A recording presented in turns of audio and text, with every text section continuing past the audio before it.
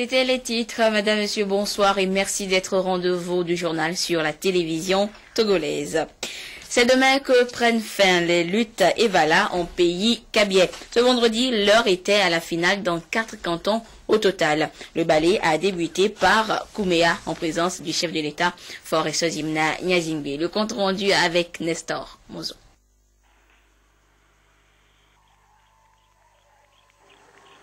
Kouméa est le canton qui a ouvert le bal des finales en cet avant-dernier jour des luttes en pays Kabylie.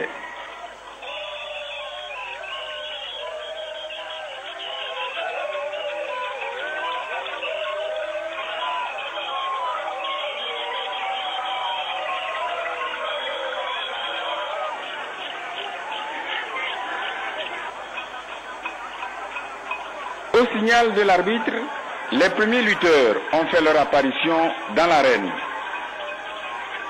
Les deux coalitions qui s'affrontent à Kouméa sont Kewe et Piou. Le camp de Kewe, en blanc, est composé des villages de Kare, Sondé, Lou, Mandela et Sedna. Celui de Piou comprend Lauda, Feuda, Pio, Choide, Namdana, Kouré et Patayo.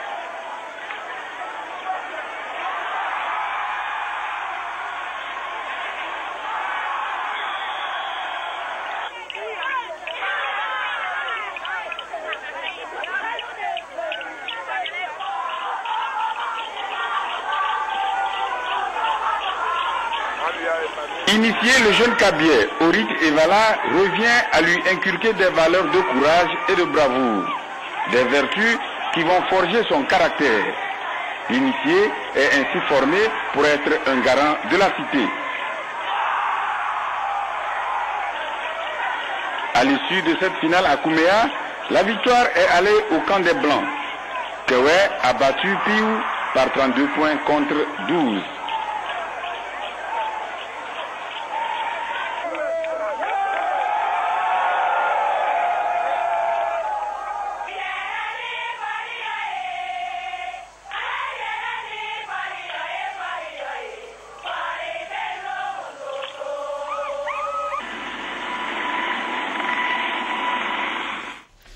Après Kouméa, le chef de l'État, Faure Sozimna Nyazingbe, a mis le cap sur le canton de Landa pour également suivre les dernières empoignades. Le compte rendu maintenant avec Essora Théoutéou. Les épis de petits milles exhibés par ces danseurs attestent de la qualité de la saison agricole. C'est le couronnement des efforts du gouvernement qui a fourni des semences en vue de lutter contre la déperdition de certains produits agricoles au Togo.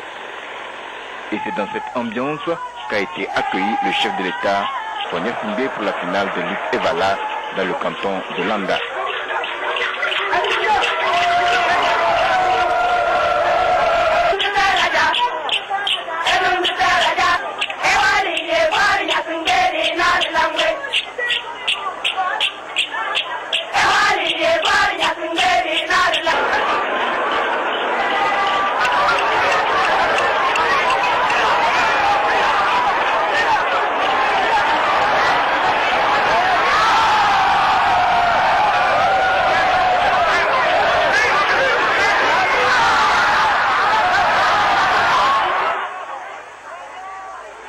La finale a eu lieu dans la cour du centre artisanal féminin de Landa. Un baptême de feu pour l'arbitre, le chef de canton Ezo Wala, intronisé seulement en juin dernier. C'est une joie pour moi. L'épreuve d'arbitrage, c'est un sport aussi. Ça me fait mouvoir et je suis fier Bon, je me sens plus fatigué des fois, plus que les lutteurs. Parce que bon, il faut courir de gauche à droite et puis veiller à tout le monde pour les séparer, et puis de gauche à droite, qui a l'œil vigilant. Ça demande beaucoup de concentration. Il faut être bien concentré, ça de fixer tout ton attention sur le terrain pour ne pas être en erreur. Cette finale a mis aux prises la coalition Landa, Kassé et Dewa en rouge contre celle de Kadja, Bangalo et Hulung en blanc.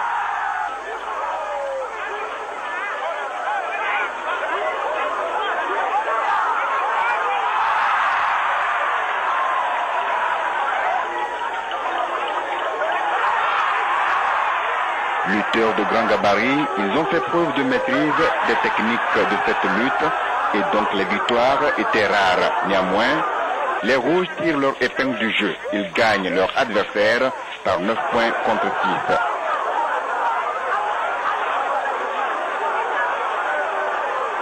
Avant de prendre congé des populations du canton de Landa, le président de la République, Fournier Singé, a visité une exposition d'art culinaire fait à base de produits locaux.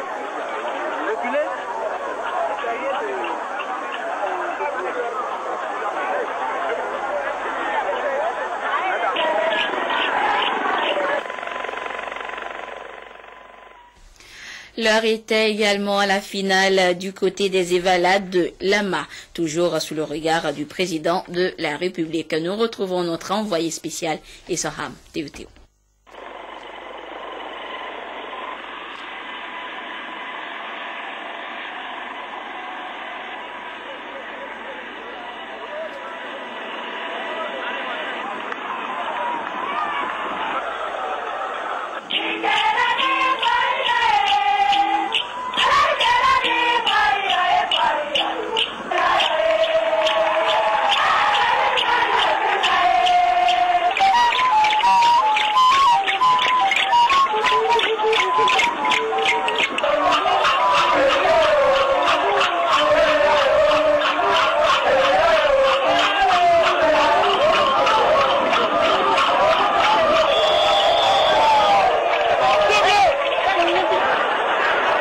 L'édition 2014 des luttes traditionnelles Evala appartient à l'histoire ici à Lama, un des grands cantons de la Kosa.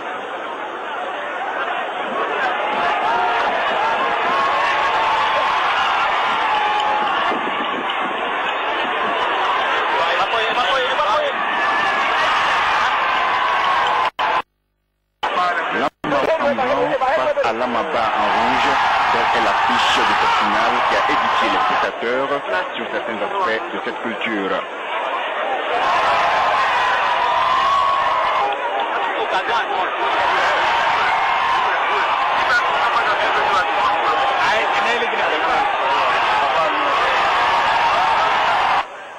Première leçon, l'on ne doit pas reculer devant son adversaire. Par exemple, n'a pas de choix devant ce lutteur de grand gabarit.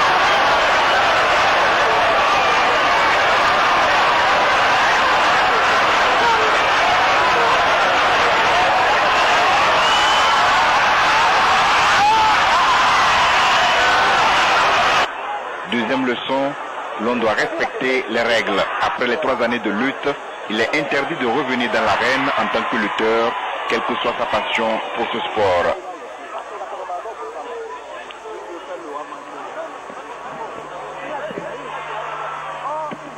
Il y a des jeunes, leur sang bout, donc ils ont envie de lutter encore. Vous voyez, bon, et ils se cachent, nous les encadrons, bon. Ce que nous arrivons à détecter correctement, parce que ce n'est pas nous tous qui les connaissons, ce que nous arrivons à les détecter, on les fait sortir. Mais il y a des gens quand même qui s'infiltrent. Après près de 2 heures de chaudes empoignades, la victoire est de 33 pour l'Amaba en rouge et 19 pour l'Amaro. Les Arrosa des Rouges dépassent de 2 points ceux en blanc, soit 8 points contre 6. Ces échanges entre le chef de l'État et les jeunes ont mis fin à cette finale dans le canton de Lama.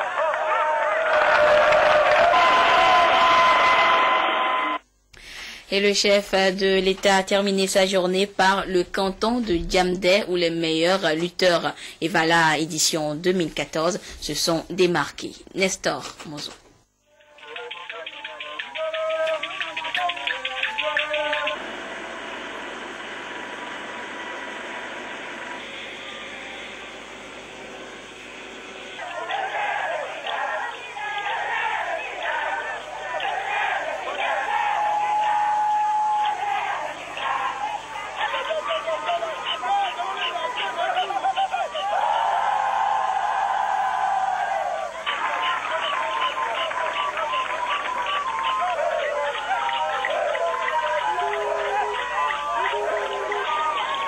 Au bas de cette montagne s'étend Diamdé.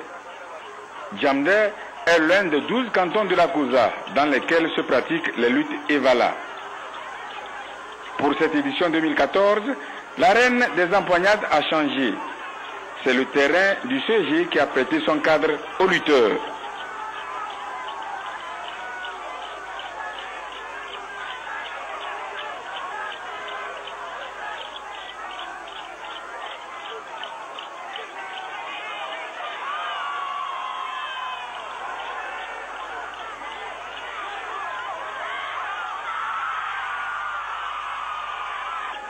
La finale à Diamdé se dispute entre Diamdé Bas en blanc et Diamdé Haut en rouge.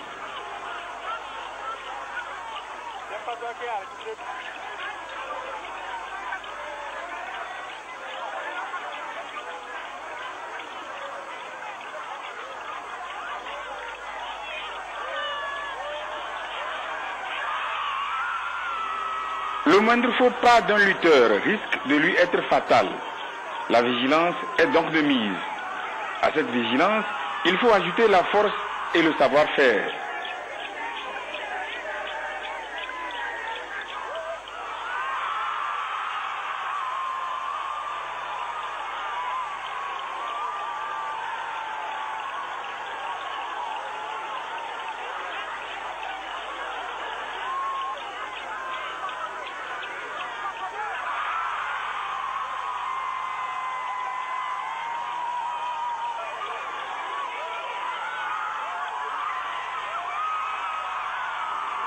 Dans cette épreuve physique, les deux camps ont fait presque jeu égal. 14 points pour Diamdé Bas et 13 pour Diamdé Haut. Au niveau des cadets, la victoire est restée dans le même camp. Les Blancs de Diamdé Bas gagnent sur un score de 16-10.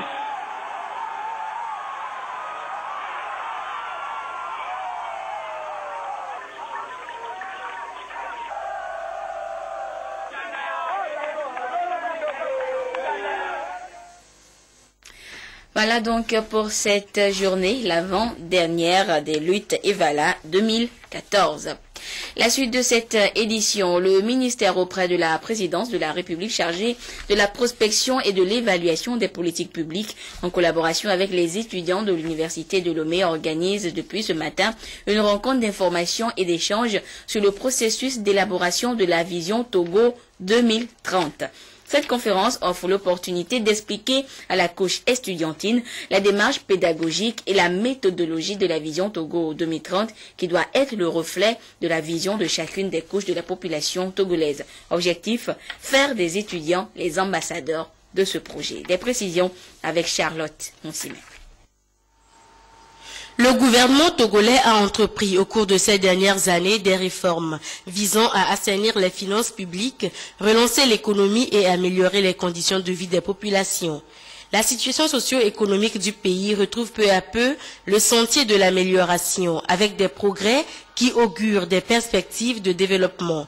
Le pays peut donc désormais mieux concentrer ses efforts, non seulement sur l'évaluation des politiques publiques mises en œuvre, mais aussi sur une prospective stratégique permettant de forger une vision ambitieuse.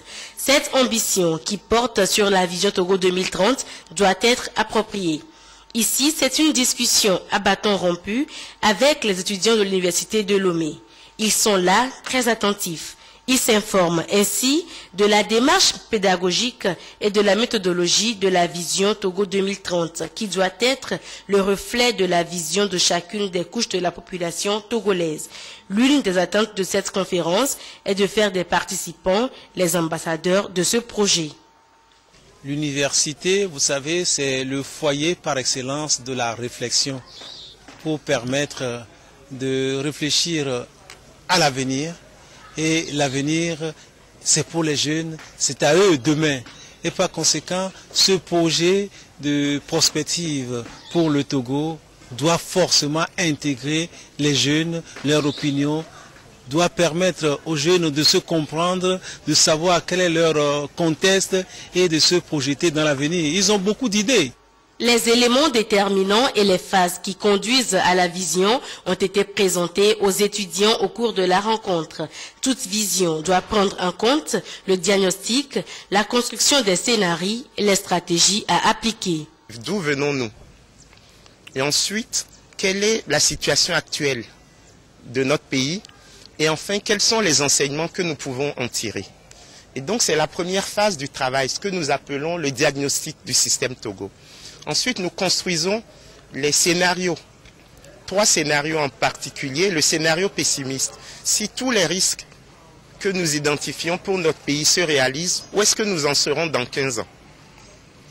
Deuxième scénario, le scénario tendanciel. Si le Togo continue comme aujourd'hui, où est-ce que nous serons dans 15 ans? Et enfin, le scénario optimiste. Qu'est-ce que nous voulons faire de notre pays, le Togo, dans 15 ans?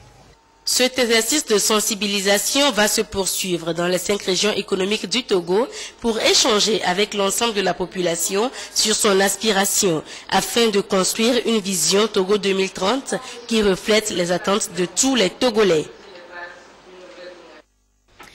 Et c'est l'essor de tous les secteurs d'activité sans exception qui participera à ce projet d'émergence du Togo à l'horizon 2030. Au nombre de ces secteurs, il faut retenir celui de l'agriculture. Et c'est hier que les acteurs impliqués du secteur se sont retrouvés à Lomé pour la restitution des résultats des missions de revue des 3 projets du programme national d'investissement agricole et de sécurité alimentaire PENIASA. Il s'agit de faire l'inventaire de ce projet lancé en 2011 pour relancer l'agriculture togolaise. L'agriculture togolaise, justement, est en pleine mutation depuis quelques années. Une dynamique enclenchée donc grâce au PENIASA, Programme national d'investissement agricole et de sécurité alimentaire lancé par le gouvernement en 2011. Aujourd'hui, les résultats sont visibles sur le terrain. Alors, après 3 ans de mise en œuvre, quel bilan peut-on en dresser et quels sont les défis qui restent à relever? Les éléments de réponse dans ce dossier réalisé par Carmen Madji Akakou. 3 ans après leur mise en œuvre, les différentes composantes du PNIASA, le PADAT, le PASA et le PPAO ont apporté des changements dans la vie des populations. Le PADAT, par exemple, a touché 385 000 petits producteurs de maïs, de riz et de manioc, et le PASA, de son côté, a déjà formé plus de 1900 auxiliaires à villageois d'élevage. Des actions qui ont engendré d'énormes conséquences dont la portée est ici appréciée par les acteurs. Nous avons quand même pu constater une évolution positive, en fait, dans le cadre même environnemental lié à l'agriculture, dans tous les secteurs s'entend, bien sûr, le secteur des produits vivriers, le secteur même des produits de rente, tel que le café cacao aussi également, on a senti vraiment une évolution positive, parce que la dynamique apportée, comment dire, à tous ces programmes a permis justement qu'au départ, a permis que nous puissions aujourd'hui reconnaître, en fait, un avantage pour nos paysans. L'avantage que nous avons aujourd'hui dans le cadre de PENIASA, d'abord nous avons un cadre institutionnel qui permet de mieux organiser et réorganiser même le secteur agricole. Ensuite, nous avons les ressources appropriées pour financer l'encadrement, le soutien et l'appui aux producteurs. Également la formation aussi et la sensibilisation. Le programme national d'investissement agricole et de sécurité alimentaire a été lancé en 2011 dans le cadre de la mise en œuvre de l'engagement signé par les gouvernements à Maputo en 2003 et qui demandait aux États africains de consacrer 10% de leur budget au secteur agricole. Au Togo, 867 millions d'euros, soit environ 569 milliards de francs CFA, ont été alloués à ce programme destiné à booster l'agriculture. Le bilan est somme toute positif. Nous avons constaté qu'avec les 53 000 kits qui ont été distribués dans le cadre du Quistat au niveau du PADAT, il y a une amélioration de la productivité auprès des petits producteurs. On a aussi toute l'infrastructure institutionnelle du ministère qui est aujourd'hui reboostée, qui permet aux usagers, aux producteurs, aux opérateurs économiques d'avoir des meilleurs services pour leur intervention dans le secteur agricole. Et pourtant, bien de défis restent à relever pour faire de l'agriculture togolaise un véritable levier de la croissance économique. Notre production qui est excédentaire aujourd'hui a besoin de débouchés. Donc il est essentiellement question d'améliorer la commercialisation, essentiellement question d'améliorer la transformation de ces produits, d'améliorer les rendements pour que nos producteurs tirent le meilleur revenu de leur activité, pour que les opérateurs économiques puissent développer, multiplier des petites et moyennes entreprises. Et cela, ça nécessite tout un autre comportement. C'est un challenge pour l'agriculture. Le redressement du secteur agricole par la mise en œuvre du PNIASA a permis au Togo d'être en 2013 parmi les 38 États distingués par la FAO pour avoir su réduire d'au moins 50% la prévalence de la sous-alimentation sur leur territoire. Les ONG locales du Togo et leur contribution à la conservation et à la valorisation des ressources naturelles. Un sujet qui est au cœur des échanges du Forum des ONG à Kalimé depuis hier. Des assises organisées par Inades Formation Togo en collaboration avec le Comité national de pilotage du programme de microfinance du Fonds pour l'environnement mondial. Le compte rendu avec Prudence Zinsou. La préservation des ressources naturelles demeure un gros défi à relever. Malgré des stratégies mises en place pour y faire face, la dégradation de l'écosystème perdure. Les ONG locales apportent elles aussi leur contribution à cette lutte, mais jusqu'alors avec peu d'impact. Inades Formation Togo a pensé alors à une synergie d'action de ces ONG afin qu'elles puissent contribuer davantage à la conservation et à la valorisation de ces ressources naturelles. Les thématiques qui seront développées durant ce forum vont porter essentiellement sur les aspects économiques, donc les filières, donc tout ce qui est produits forestiers non ligneux, la valorisation économique de la biodiversité. Nous allons aussi développer tout ce qui est pratique de gestion durable des terres, en lien avec la thématique changement climatique. Nous allons aussi regarder un peu les programmes de microfinancement. Ce forum des ONG locales est une tribune d'échange et de partage d'expériences sur les modèles de conservation des aires protégées dans certains pays de l'Afrique de l'Ouest, notamment au Burkina Faso. Cette stratégie d'action concertée pour la valorisation de l'écosystème est appuyée par le programme de microfinancement du Fonds pour l'environnement et l'Union internationale pour la conservation de la nature. Une ONG est venue du Burkina Faso qui s'appelle AFODEB pour faire la promotion de leur savoir-faire. Leur expertise va apporter sur la création des OVIC. Les OVIC, ce sont des zones qui sont dédiées par les populations locales, des territoires qui leur appartiennent, mais qu'elles acceptent de mettre à la disposition de la conservation. Nous sommes partenaires techniques et financiers pour l'organisation de ce forum, pour permettre aux ONG de nous dire un peu ce que nos financements leur ont permis de réaliser sur le terrain. Tout comme d'autres responsables d'organisations de la société civile à ce forum de Kalimé, François Satro de l'ONG ADETOP nourrit l'espoir d'aller plus loin grâce aux nouvelles expériences qu'il aura acquises de ces assises. J'espère vivement qu'au sortir de ce forum, nous serons aguerris par des connaissances. On va mutualiser nos connaissances et nos compétences. Nous allons prendre connaissance des possibilités de financement. Les leçons tirées de ce forum permettront au pouvoir public ainsi qu'aux partenaires, notamment le PNUD, de mieux planifier les actions liées aux défis du développement durable dans l'optique de l'atteinte des objectifs du millénaire pour le développement.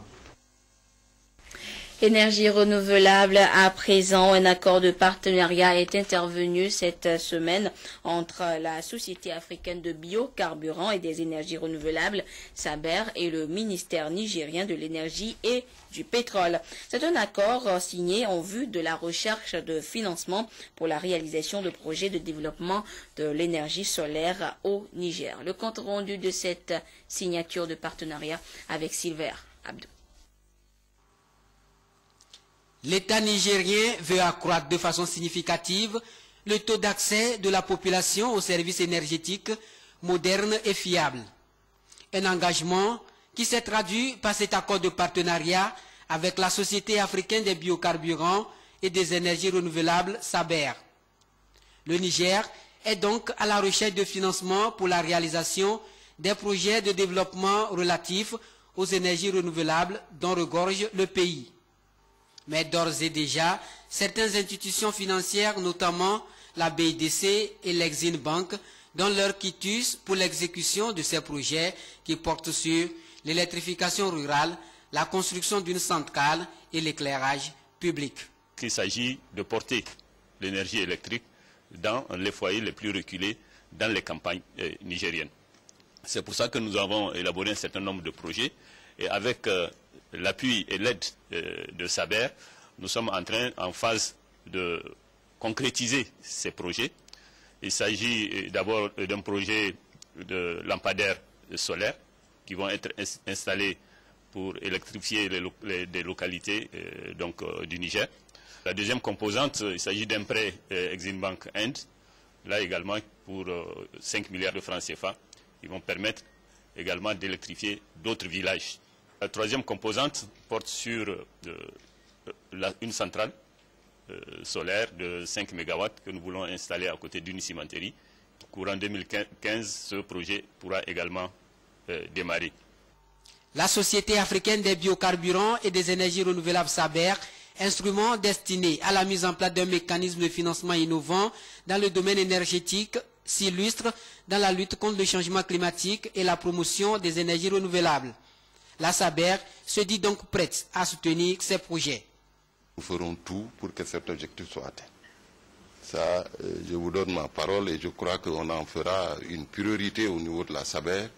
On va vous accompagner aussi bien dans les études, dans la recherche de financement que dans l'exécution.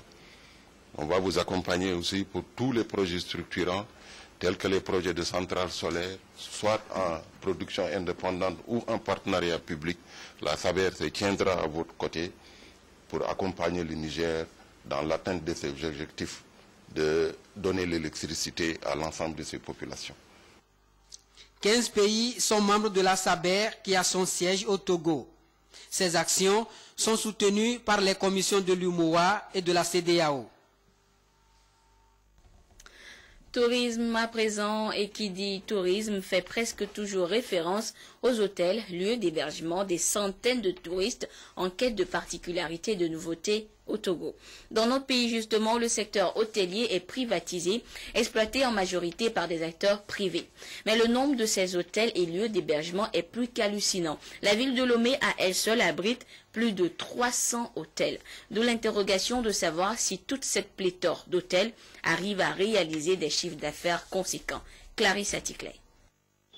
L'hôtellerie fait partie intégrante du tourisme et contribue à rendre agréable le séjour des visiteurs. Cette mission est assurée au Togo par les hôtels étatiques et privés. Ces derniers ont commencé à prendre une proportion importante à partir des années 80, suite aux différentes réunions internationales qu'abritait le Togo. Aujourd'hui, plus de 300 hôtels se partagent le cadre hôtelier de la ville de Lomé pour un taux d'occupation de 25 à 30%. Dans certains pays, surtout l'Europe, 80% des travailleurs partent tout le mois d'août. Ils partent tous. Entre juillet et août, une période de tourisme important. Et nous le sentons aussi ici. Au Togo, il y a 300 hôtels à Lomé. C'est des hôtels qui ont 10, 20 chambres, 40, 60 chambres. Si vous totalisez le tout, ça ne couvre pas 5000 personnes qui vont venir au Togo prochainement, ou 2000 qui vont arriver à une autre date. Vous voyez? Donc, nous avons besoin de développer le tourisme, mais sous le contrôle de l'État.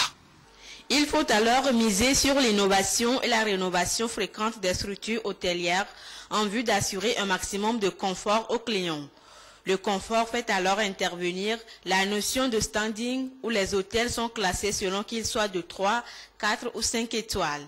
Par exemple, pour être désigné un hôtel à 5 étoiles, il faut que l'hôtel soit un complexe à plusieurs services, notamment les boutiques, la piscine, la boîte de nuit, bref, tout ce qu'il faut pour mettre le client à l'aise. Quand les touristes viennent, ils veulent des équipements minimums. Un hôtel, aujourd'hui en Afrique, qui accueille surtout des Européens, et même pas, les Africains de plus en plus sont aussi exigeants. Il lui faut, en dehors de sa chambre, climatisée. La chambre avec téléviseur, la chambre avec l'Internet, la connexion, c'est tellement exigé. Un hôtel qui n'a pas de connexion, aujourd'hui, il n'a pas de clients. L'hôtellerie contribue non seulement au développement du tourisme, mais également à faire entrer des devises dans le pays, contribuant ainsi à la croissance économique. Réorganiser le secteur serait un atout pour bannir les hôtels clandestins où les procédures d'autorisation d'exploitation ne sont pas respectées. Autre actualité évoquée dans les titres, comment rendre plus accessible l'électricité aux populations, surtout en milieu rural. La question est au cœur d'une rencontre de 2 jours à Lomé, initiée par le ministère des Mines et de l'Énergie avec l'appui financier du CDKN, Center and Development Knowledge Network. La rencontre vise donc à identifier les conditions de mise sur pied d'un système énergétique autonome dans notre pays, le Togo. Nous y reviendrons plus en détail dans nos prochaines éditions. Et puis la compagnie Énergie électrique du Togo, CET, a le plaisir d'informer son aimable clientèle que dans le souci de poursuivre sa politique de proximité clientèle, une nouvelle agence est ouverte à Kégué, non loin de l'école primaire à Djougba. À cet effet, tous les clients désireux de bénéficier de leurs services seront les bienvenus dans cette agence à partir du vendredi 25 juillet 2014. Une équipe dynamique vous y attend. Et pour toute information compétente, contactez l'information client de la CET au 22 20 82 20. Aujourd'hui, 18 juillet, le monde entier a célébré le Mandela Day, une journée durant laquelle les habitants de la planète doivent consacrer chacun 67 minutes au service des autres en hommage aux 67 années de militantisme et d'action politique de Madiba. Mais cette année, les Sud-Africains ont célébré le tout premier Mandela Day sans Nelson Mandela. Pour la bonne cause et avec un objectif précis. Distribuer des couvertures tricotées main dans les villages les plus pauvres. Leur façon à eux de célébrer le Mandela Day, ce jour où chaque Sud-Africain est appelé à donner 67 minutes de son temps pour aider son prochain. 67, comme les 67 ans que le héros de la lutte anti-apartheid a consacré au combat pour la liberté et le bien commun. Cette année, ce Mandela Day prend un relief particulier. C'est le premier sans Madiba. Ce 18 juillet, il aurait eu 96 ans. Cet anniversaire rappelle qu'il n'est plus là physiquement, mais spirituellement, il sera toujours dans mon cœur. C'est une période qui me chamboule, mais je sais qu'il voudrait que son travail continue. Ému aussi grâce à Machel, sa veuve. Depuis son décès, ses apparitions en public se comptent sur les doigts de la main. Mais en ce Mandela Day, elle s'est glissée parmi les volontaires d'une association caritative de Johannesburg. Je veux juste que vous sachiez que quel que soit l'endroit où se trouve Madiba, quel que soit son état, sa nouvelle vie, là où il est, il sourit. Et c'est grâce à vous. Merci.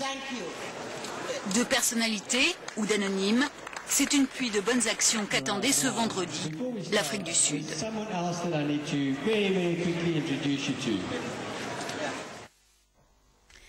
Le débat au cœur de la nation de ce soir va vous permettre à vous et surtout vos parents et amis togolais résidant à l'étranger de mieux cerner les contours de la récente décision du gouvernement d'exonérer la diaspora togolaise de visa d'entrée sur le territoire national. Au cœur de la nation, c'est à suivre en direct sur la télévision togolaise avec Franck Missité et ses invités. Voilà, ainsi se referme ce journal. Merci à vous qui l'avez suivi où que vous soyez grâce à la télévision togolaise. Au revoir.